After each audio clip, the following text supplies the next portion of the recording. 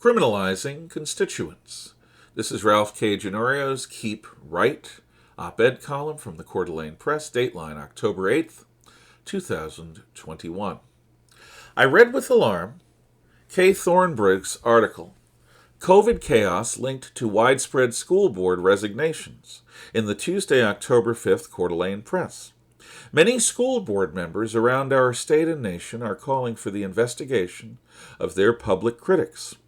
Terms such as domestic terrorists are used by these elected officials to describe their critics. U.S. Attorney General Merrick Garland, the highest law enforcement official in the United States, has announced that the FBI will aggressively investigate such critics as if they were members of the Ku Klux Klan. Yes, as shockingly out of proportion as it seems, federal law enforcement will now investigate parents and citizens who are exercising their constitutional rights to engage with their most local form of government. Citizens and parents are trying to reclaim control of our public schools from those who gave us critical race theory by any other name and analogues to our local social and emotional learning program. The criminalization of political speech and action proceeds apace. It is not enough that so many board members behave as if their critics are peasants with torches and pitchforks coming to storm their castle. It is not sufficient that public schools have decades of institutional inertia, which will resist any public attempt to take schools away from the experts. Now, these critics are to be investigated by an FBI that itself has been revealed to be led by highly political agents such as Peter Strzok and Lisa Page. I do understand that many good school board members are resigning.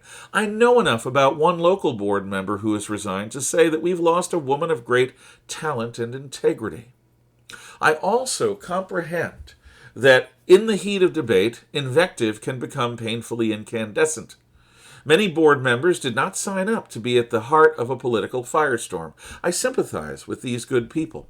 For our part as citizens, there are better ways of expressing our determination than the kinds of sloppy language that can be willfully misinterpreted as a threat. Because our society closed its large-scale mental health facilities more than 30 years ago, there are those among us who are genuinely dangerous. Given this reality, let us speak clearly and with conviction that we are engaged in a political fight that we intend to win. We have no need for, no intent to physically or personally intimidate anyone. Our chosen words should be such that they could not be honestly misconstrued by any fair-minded person.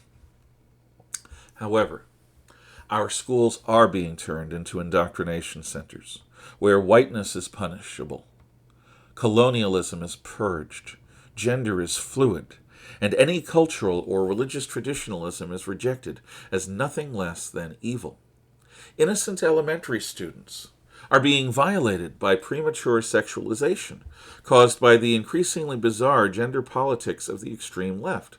High school students are being taught that they are guilty of their ancestors' crimes such as the establishment of the United States of America.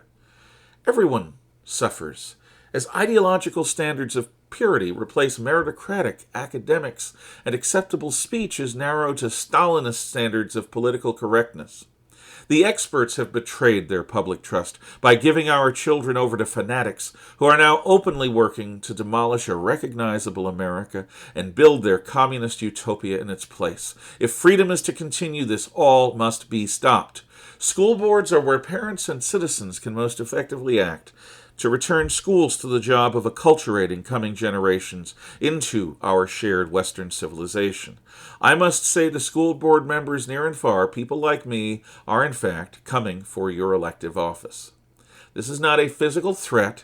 This is not terrorism. This is civic engagement. We invite you to join us in removing Marxist agitprop from our schools. Remember that they are in fact our schools. You can expect nothing but our best efforts to unseat you electorally if you insist on defending this indefensible status quo.